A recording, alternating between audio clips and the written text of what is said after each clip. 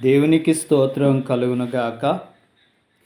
మన ప్రభువును రక్షకుడైన యేసుక్రీస్తు శుభనామములో బెరాకా ప్రార్థనా మందిరం ద్వారా ఈ ఉదయకాల శుభములు తెలియజేయచ్చు ఉన్నాను. ప్రియులారా, ఎలా ఉన్నారు? మీరందరూ కూడా బాగున్నారు కదూ? మీ అందరి నిమిత్తమై మానదిన ప్రార్థనలో జ్ఞాపకం చేసుకుంటూ ఉన్నాం. ప్రియులారా, దేవుని మహాకృపను బట్టి ఈ 2024వ సంవత్సరము 11 నెలలు కూడా ప్రభు మనల్ని కాచి కాపాడి 12వ నెలలోనికి ప్రవేశించడానికి దేవుడు ఎంతో కృప చూపించి ఉన్నాడు కదూ. ఈ సంవత్సరము ఆఖరి నెల చూడకుండా ఉన్నటువంటి వారు ఎంతోమంది ఉన్నారు. అయితే నీ ఎడల, నా ఎడల, మనందరి ఎడల ఆయన అపారమైనటువంటి ప్రేమ కృప చూపించి ఈ డిసెంబర్ నెలలోనికి ప్రవేశించడానికి దేవుడు ఎంతో దయ చూపించి ఉన్నాడు. ప్రియులారా, డిసెంబర్ నెల అనగానే మనందరికీ కూడా ఎంతో సంతోషకరమైన ఆనందకరమైనటువంటి నెల. ఈ నెలంతా కూడా దేవుని బిడ్డలమైన మనం అందరం కూడా సంతోషంగా ఆనందంగా మన ప్రభు అయిన యేసుక్రీస్తు యొక్క జన్మదినాన్ని, పుట్టిక వేడుకలను క్రిస్మస్ ద్వారా మనము జరుపుకుంటూ ఉంటాం.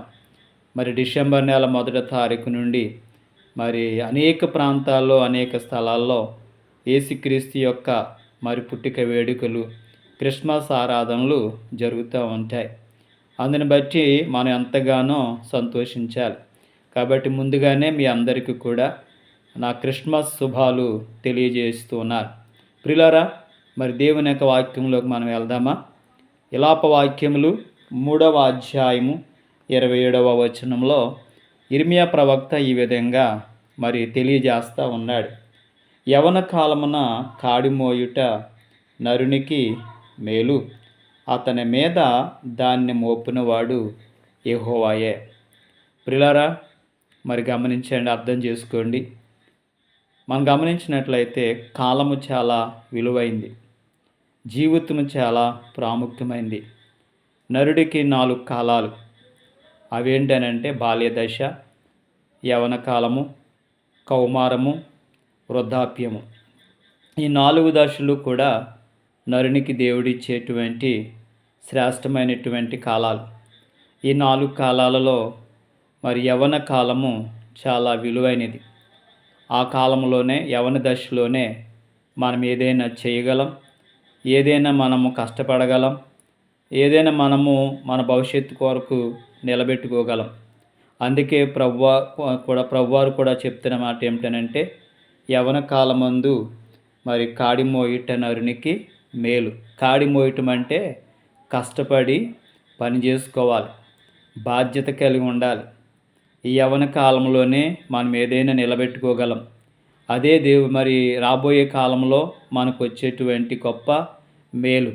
అందుకే పెద్దలు అంటారు, అన్నీ బాగున్నప్పుడే కష్టపడితేనే రేపొద్దున మనం ముసలోళ్ళు అయిపోయిన తర్వాత మనం సుఖపడతామని.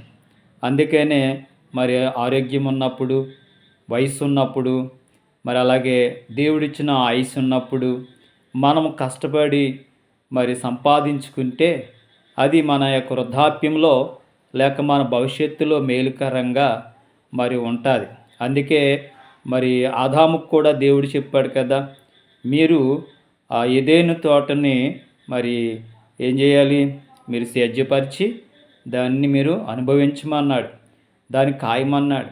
కాబట్టి అంటే అర్థం ఏంటంటే కష్టపడాలి, ఆ తర్వాత మనం తినాలి.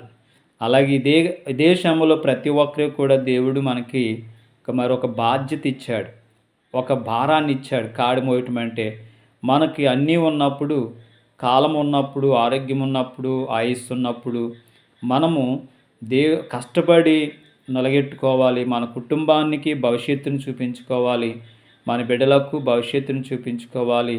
అలాగే మన భవిష్యత్తు మనం చూపించుకుంటే అవి మన వృద్ధాప్యంలో మనకెంతో మేలుకరంగా దేవుడు ఇస్తాడు. అందుకే ఆ కాడి అనేది, ఆ భారం అనేది దేవుడు మన మీద పెట్టి ఉన్నాడు. ఇంకోటి ఏంటంటే మనకు సమయం ఉన్నప్పుడే, మనకు ఆరోగ్యం ఉన్నప్పుడే ప్రభువుని జ్ఞాపకం చేసుకోవాలి. కాబట్టి ప్రసంగిలో ఏమని అంటున్నాడనంటే, బాల్య దినములయందే సృష్టికర్తను జ్ఞాపకము తెచ్చుకోమని అంటూ ఉన్నాడు. స్మరణకు తెచ్చుకోమంటున్నాడు. ఎందుకనంటే దుర్దినాలు రాకమునుపే, మరి వీటి యందు నాకు సంతోషం లేదని చెప్పు సంవత్సరములు రాకమునిపే. చూడండి, ఎప్పుడంటాం ఈ మాట? వృద్ధాప్యములో అంటాం. అప్పుడు మనకు అనిపిస్తుంది అనమాట. కాబట్టి అప్పుడు కాదు, మన సమయం ఉన్నప్పుడే, యవన కాలం అందే ప్రభువులోనికి రావాలి, ప్రభు పని చేయాలి, ప్రభు జ్ఞాపం చేసుకోవాలి. యవన కాలంలోనే అన్నీ జరుగుతాయి. కాబట్టి యవన కాలంలో మరి దేవుడిచ్చినటువంటి ఈ సమయంలో మనము కష్టపడి, మరి దేవుడిచ్చినటువంటి కృపను బట్టి మనం శ్రమపడి బాధ్యత కలిగి మనం జీవిస్తే అవే మనకి మేలుకరమైనటువంటి దినాలను దేవుడిస్తాడు. మరి అదే సమయంలో ఆ యవన కాలంలోనే ఆరోగ్యం ఉన్నప్పుడే, మరి అలాగే దేవుడు క్షేమం ఇచ్చినప్పుడే మన ప్రభువుని జ్ఞాపం చేసుకుని స్మరించుకోవాలి, దేవుణ్ణి ఆరాధించుకోవాలి. అప్పుడు దేవుడు మనకి మంచి భవిష్యత్తుని దేవుడు అనుగ్రహిస్తాడు. కాబట్టి ఈ సంవత్సరం అంతా కూడా దేవుడు కాచి కాపాడాడు. మరి దేవుడు నూతన సంవత్సరాన్ని కూడా ఇవ్వబోతున్నాడు. మనం ఇంతవరకు ఏం చేసాం, మరి ఇక ముందు మనం ఏం చేయబోతున్నాం అనేది ఆలోచించి ప్రభువులో ఎదుగుతూ కష్టపడి యవన కాలంలో బాధ్యత కలిగి ఉండాలని కోరుతున్నాను. దేవుడు మిమ్మల్ని అందరినీ దీవించి ఆశీర్వదించును గాక. ఆమేన్. God bless you.